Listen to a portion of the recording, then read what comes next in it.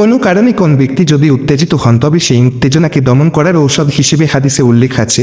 হযরত আতিয়া ইবনে উরওয়া সাদিরা রাদিয়াল্লাহু তাআলা বর্ণনা করেছেন, হযরত রাসূল করিম সাল্লাল্লাহু আলাইহি ওয়াসাল্লাম বলেছেন, ক্রোধ শয়তানের পক্ষ হতে, আর শয়তান আগুনের তৈরি, বস্তুত আগুন পানি দ্বারা নেভানো হয়।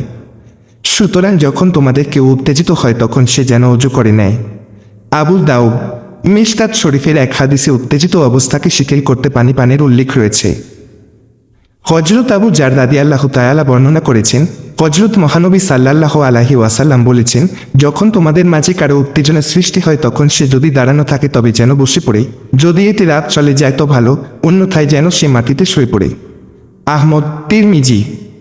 হযরত রাসূল করিম সাল্লাল্লাহু আলাইহি ওয়াসাল্লাম বলেছেন, কোন লোকের জন্য তার ভাইয়ের সাথে 3 দিনের বেশি রাগ করে এভাবে সালাম কালাম বন্ধ করে থাকা উচিত নয় যে, দুইজনের দেখা হলে একজনের দিকে আরেকজন ওদিকে মুখ ফিরিয়ে নেয়।